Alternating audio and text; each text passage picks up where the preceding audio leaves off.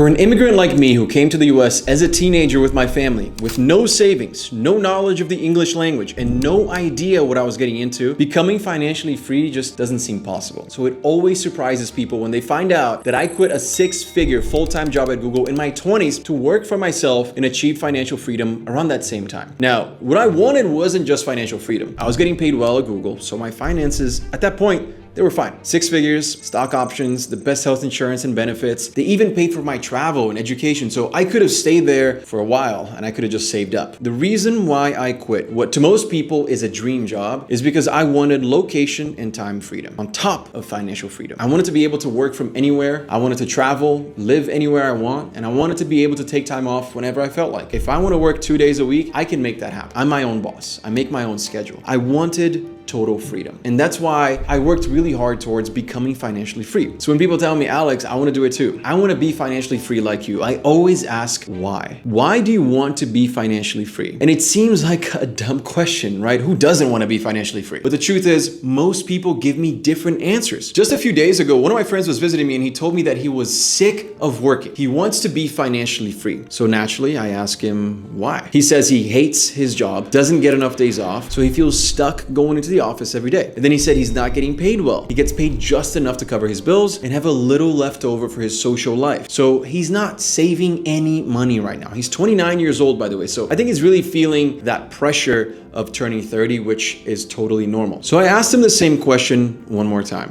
Why do you want financial freedom? Because you've only told me the reason why you hate your job, not why you actually want to be financially free. So he takes a few seconds to think about it. And then he finally told me that he wants to spend more time with his family who lives in Texas. He lives in California. He wants to have a savings account with enough funds to feel safe because he wants to have his own family soon. And he's scared that he won't be able to provide for his family. As a man, by the way, that's really scary. He wants to work on meaningful things instead of wasting time working miserable jobs that don't really fulfill him. And that is a much better answer. Now we know what he's looking for, what his goals are, instead of the problem, which is the job that he hates. Now, I like doing this exercise for everything in my life. A lot of times we focus on the problem because that's all we can see. The bank account with low funds, the job that you don't like, the apartment with no air conditioning, or the relationship that you're in that doesn't bring you joy anymore. Those are the problems, right? But I like to focus on the solution. What's the solution? What are your goals? And so if you're someone who wants financial freedom, I ask you why. What are your goals? Everyone has different motivations for financial freedom. And not only that, everyone has different definitions for financial freedom too. So what does it mean to you? Does it mean being able to quit your job or go part-time? Do you want to own a house that's fully paid off? Do you want to be able to give money to charity? Do you want to be able to fly business class every time you get on a plane? Or do you want to fly private jets? Or maybe you want to be able to hire a chef or a full-time assistant or babysitter to free up your time so that you can spend more time with your friends. You need to know why. You need to visualize what you want out of this. Only then will you be able to create a plan, because if you're not sure of the goal, you can't make a solid plan. And that means that you should also know how much you need to achieve that goal, right? Because like I told you, I grew up in Brazil, right? If I was making $5,000 a month in Brazil, I would be very well off. That's about 27,000 reais, which is our Brazilian currency. And that goes really far there. I could own a big house, drive a nice car, eat at great restaurants every week, invest money every month. It's a lot of money. To put it into perspective, the top 1% in Brazil, you only need to make 20,000 reais a month to be in the top 1%. So side note, if you get a remote job that pays you $5,000 a month in USD, Brazil might be a good option for you. But if you make $5,000 a month in Los Angeles, Miami, or especially San Francisco or New York City, you're in trouble. The average monthly rental price for a studio apartment in New York is $3,590. There's barely anything left over, and we won't even get into income tax deductions and all that, right? So in those places, financial freedom is more like making $20,000, $30,000 a month. And even then, there are levels to this. I have friends in my building paying $30,000 a month for a 3-bedroom apartment. This is where a lot of people go wrong. They start by thinking their goal is to make $100,000 a year, but really that's just a random number that looks good. It's round, right? But it's a made up goal. And it's funny because today you might think that $100,000 salary is amazing, but usually as soon as you hit that goal, you're gonna want more. And you're gonna say, well, 100 isn't really enough because I upgraded my apartment. I have a girlfriend now and she likes to travel. All of a sudden your expenses go up because you're making more. So you want to make even more now. Now you're making 100K, which was your goal initially and you're still not financially free. And you think you need to make 150K to get there. But the same thing will happen when you make that extra 50K. I guarantee you, $100,000 a year won't seem like a lot when you get there. So you're gonna want more. I remember when I got a job, I was making $5,000 a month at the time. I thought it was insane. I felt so rich. And honestly, within a few months of making that money, I wanted to make more. What happens is you end up realizing that it's not about the number, the amount, it's about the life you want to live, the feeling you get from being financially free. So instead of giving yourself a numeric goal first, like, $100,000 a year, think of the feeling that you want, the life that you want to live. Before you just randomly pick a number for your dream income that will finally make you financially free, stop and go through what I call LIFE, life. L is for location costs. Where you live, you need to consider the cost of living in your specific area or in the area that you want to live in. I is for your individual lifestyle. This is your desired lifestyle, including, your car, preferences like your shopping, restaurant, hobbies, vacation habits. F is for financial career goals. So you have to decide if early retirement is your goal, how many hours a week you want to work, what kind of work you want to do, if any. And E is for your end goals. So your long-term life goals, personal ambitions,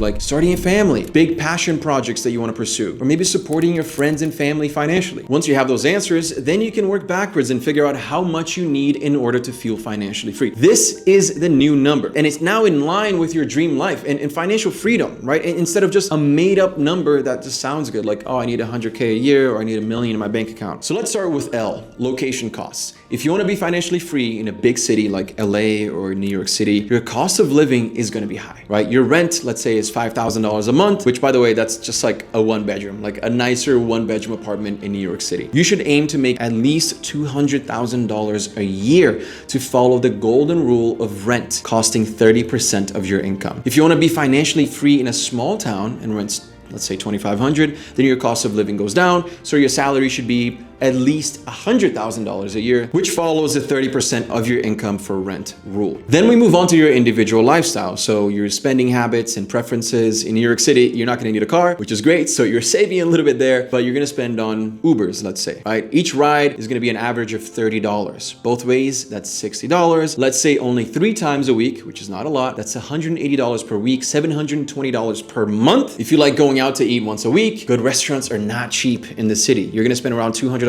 per dinner for 2 people. So that's $800 a month if you're going out once a week. Just those expenses add up to $78,240. Then we add on supplies, fun spending on shopping, let's say 2 vacations a year. That sounds nice. Your $200,000 salary doesn't seem like much anymore. And if you have financial career goals to retire early, guess what? You have to save. You have to invest. So there's a lot more that you need to do in order to achieve your goal of being financially free. And last but not least, your end goals, starting a family, passion projects, helping out your family financially. Your salary, honestly, it just evaporates like this. I just want to be real with you because being financially free isn't coming up with a round number in your head, like $1 million in the bank, 100,000 a year. You have to know what kind of life you want. Then you start to work backwards to achieve that goal. So many people make that mistake in the very beginning, and it's the reason why they get lost along the way. And if you want to have enough money to live a luxurious life with no care in the world, no looking at prices before you buy things, no checking your bank account every day to make sure that you have enough money to pay rent or go to a restaurant or maybe go to a vacation. If that's what you want, and I know a lot of you do, then here's what I recommend you do. Step 1 is you need a mindset shift. Look, when I moved to the US, it was the first time that I realized that my family didn't have money. My friends at school, they wore nice clothes. I wear clothes from yard sales, or in a good day, I would wear clothes from a sale from a discount store, which, they would sell like slightly defective items, but from good brands. So that was like, I was so happy when I could buy that. My friends' parents, they drove nice cars, car brands that I had never even heard of. We bought a car for $500 so that we could get around. They bought extra food at the cafeteria, every lunch, every breakfast. I couldn't afford that. I got free lunch from the government, and I never spent $1 extra because I didn't want to burden my parents with more bills. Now, most people in that situation either get jealous and frustrated because others have what they don't, or they just feel bad for themselves, right? They become depressed, they become unmotivated, they kind of just cave in. I don't know why, but I was different. Seeing what was possible, seeing those cool cars, the good food, the nice clothes, the smile on their faces, man, the way that my rich friends were just happy right? With not a care in the world. It fired me up. I didn't know it at the time, but I learned years later that thankfully,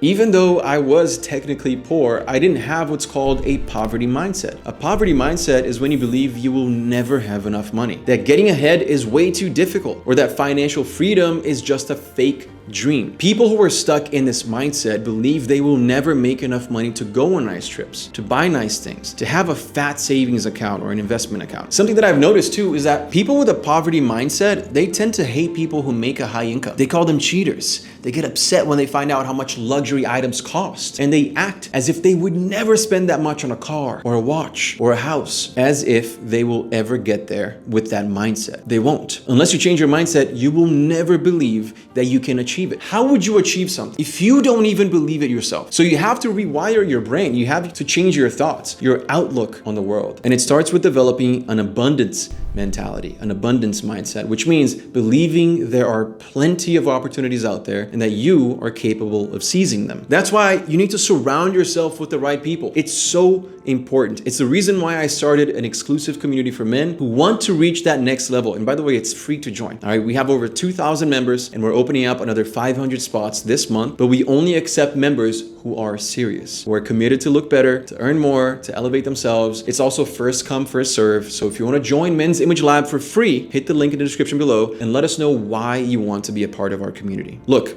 community is important. And there are 3 things that I found that have the most impact on developing the right financial mindset. One is consuming success stories. I started watching videos, TV shows, reading books about people who came from nothing and made it big, right? And it showed me that it's possible, right? I wasn't watching fiction things. I was watching nonfiction. I was watching real stories, right? A couple of months ago, I met and shot a video with Kevin O'Leary. If that immigrant kid from Brazil at age 15 could see into the future, I think he would have a heart attack. Sure, I didn't have a poverty mindset, but I definitely didn't think that anything that I've achieved today was even possible back then. Mostly because I didn't even know that you could buy a watch for more than $1,000, right? $1,000 to me was so foreign. Flying business class or private, I didn't even know what that meant. So you have to learn what it means. You have to see that it's ahead of you, that it's palpable, it's reachable. The second thing is you need to surround yourself with ambitious people. I started hanging out with people who had big dreams and were working towards these dreams. Their energy was contagious, right? It made me want to work harder to build the life that I wanted instead of just dreaming about it. That's one of the biggest reasons why I created Men's Image Lab. And number 3, you have to practice gratitude. I know it sounds like kumbaya or whatever, but it's so true, man. Every week, I like to write down 3 things that I'm grateful for. It keeps me grounded. It makes me happy. You know, when you have a busy schedule, you tend to kind of forget, right? You don't really look back. You don't have time to look back and see all the things that you've accomplished, whether they're big or small. So be grateful if you started a new job, if you learned a new skill, if you made advancements into your career, or if you made a new friend. You know, those are all things that should make you proud. That feeling, that pride, feeling grateful, it snowballs into more actions, into more wins. Consistently doing these 3 things will open your eyes to what's actually truly possible. But changing your mindset, that's just the first step. Once you have that abundance mentality, you need to know what to do with it. And step 2 is something that I wish I mastered way earlier. In fact, most people start this step way too late in their lives. You need to budget. It's not the sexiest topic, right? But this is the foundation that's gonna set you up for all the other steps. For example, when I started working at Domino's Pizza at 14 years old, I was making like $200 per paycheck, right? And I remember for months, I would just save half of that if I could, $100 each time. And eventually I saved enough to buy my first car. It was a green 1995 VW Jetta. I loved it. I was so proud of that car. And saving up to buy that car taught me a lesson to always think about the future, right? Think about a goal and to not spend all your cash right away on dumb things. My car cost less than $2,000. I saved for a long time. I could have blown all of that money on clothes very easily over that period of, a year that it took for me to save that money. So spending less and saving your cash is a necessity if you want to be financially free. According to a recent survey, actually 27% of American adults have no emergency savings at all. And another 28% have less than $1,000 saved. That means that over 50% of Americans are just one unexpected expense away from financial trouble, from debt. Don't become a part of that statistic. I actually recommend you follow a very simple, easy rule to get started. 50-30-20 rule. If you want to budget efficiently, it's really simple. 50% of your income goes to your necessities, housing, food, utilities, things that you need to survive. Number two, then 30% goes to your personal expenses. You know, the fun things like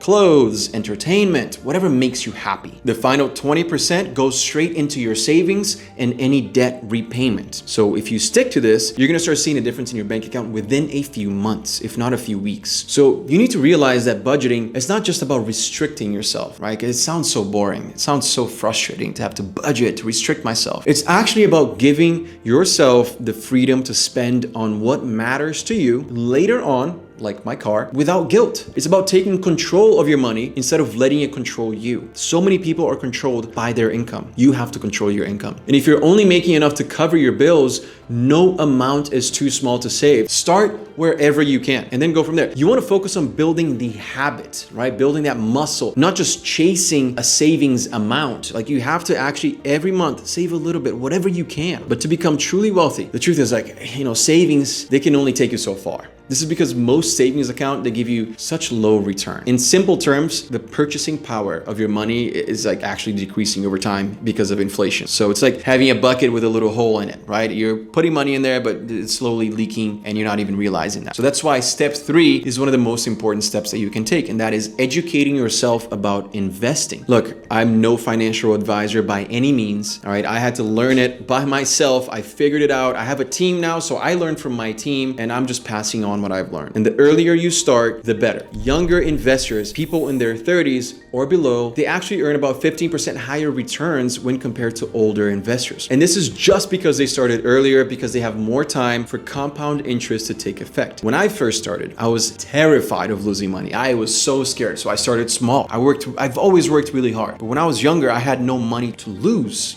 so anything I put into my savings, into my investments, I thought I cannot lose this. This is all I got, So I started as small as I could, and I would use apps like Robinhood for stocks, Coinbase for crypto, and I just got a feel for it, just trying to understand how things work. And that's okay. Starting small and investing consistently over time is way better than not starting at all. So let's break down 3 types of investments that I focused on. The first is, of course, the stock market. This is usually where people start. You could buy individual company stocks. Just don't spend all your money on a specific stock because your friend told you that it's going to blow up. All right, make sure that you study it. Consult with a professional if you can, or you might lose your investment. Crypto is the second one, and as you know, this is even more volatile, right? It's exciting, it's cool, but it's risky. Anything that's exciting like that tends to be a little riskier. So I started with very small amounts on Coinbase, and I learned as I went. 3 is real estate, which is obviously a great way to just diversify your investments. One thing I want to say is that there's always a trade-off between risk and reward. Generally speaking, investments with higher potential returns, like crypto, for example, have higher risks. Lower risk investments, like bonds or index funds,